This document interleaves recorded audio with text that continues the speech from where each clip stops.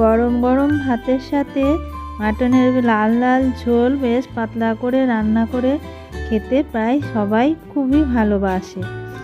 তো আমি আজকে মাটনের এরকমই একটা রান্না করেছি, আপনাদেরকে দেখাবো কিভাবে আমি এরকম হালকাভাবে রান্নাটা করেছি।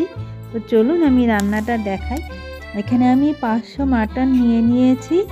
মাটনটা ভালো করে ধুয়ে নিয়েছি। এবারে আমি এর মধ্যে একটা পেস্ট দিচ্ছি। এখানে আদা, রসুন, পেঁয়াজ আর কাঁচা লঙ্কা পেস্ট রয়েছে, এটা দিয়ে দিলাম 1 চামচ হলুদ, আর দিলাম এখানে হচ্ছে ধনে গুঁড়ো, জিরা গুঁড়ো আর কাশ্মীরি লঙ্কার গুঁড়ো 1 চামচ করেই দিয়েছি, আর দিলাম ছোট 1 চামচ লবণ।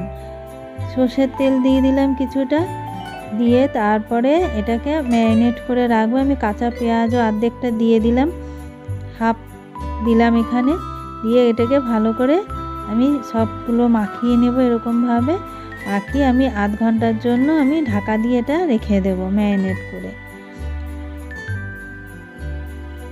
ঢাকা দিয়ে দিলাম। এবারে আমি কড়াইয়ে তেল গরম করে নিয়েছি। আমি এখানে প্রথমে আলুগুলো ভেজে নেব, একটু নুন দিলাম আর একটু হলুদ দিলাম। আলুগুলো এবারে ভেজে নেব।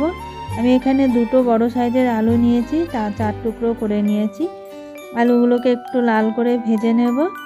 আর আমি নিয়েছি এখানে 4 টুকরো পেঁপে, অল্প পেঁপেও দেব আমি।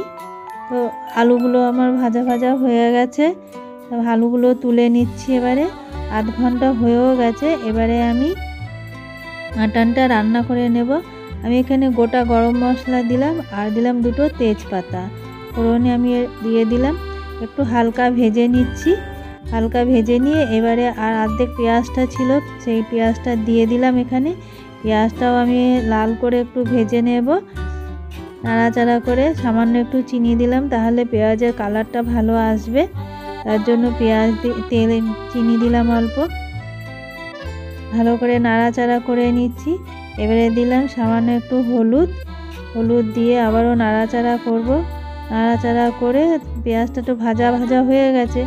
এবারে আমি দিলাম মশলার বাটিটা ধুয়ে একটু জল দিয়ে দিলাম। অল্প মশলা ছিল মিক্সির বাটিটাই, সেই বাটিটা ধুয়ে জল দিলাম। দিয়ে ভালো করে আমি এটা কষিয়ে নিলাম।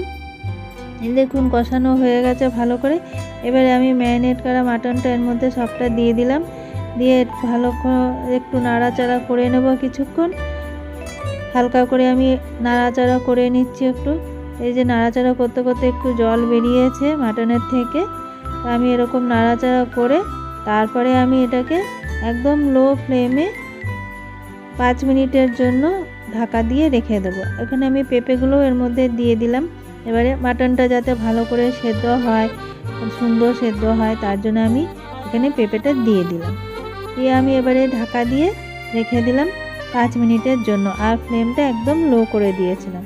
তো দেখুন 5 মিনিট পর এই যে খুললাম ঢাকাটা, এই যে জল বেরিয়েছে দেখুন কতটা। আমি এবারে এটাকে ভালো করে কষিয়ে নেব। এরকমভাবে নাড়াচাড়া করে কষাতে কষাতে যে জলটা বেরিয়েছে, সেই জলটা আস্তে আস্তে টেনে যাবে। এইভাবে আমি কষিয়ে নিয়েছি। দেখুন এই যে কষানো হয়ে গেছে, জলটা একদমই নাই, আর ভালো করে কষানো হয়ে গেছে। এবারে আমি এখানে পরিমাণ মতো জল দিয়ে দেবো। আমি এখানে গরম জল ব্যবহার করছি, গরম জল দিয়ে দিলাম। আমি একটু বেশি করেই দেব জলটা, কারণ আমি পাতলা ঝোল করব, তো হালকা পাতলা ঝোল করব। আর খাসির মাংসের পাতলা হালকা ঝোলটাই খেতে বেশি ভালো লাগে গরম ভাতের সাথে।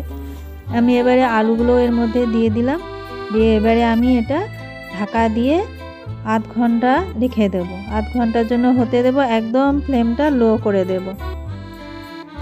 আধ ঘন্টা পরে আমি ঢাকাটা খুলে নিয়েছি।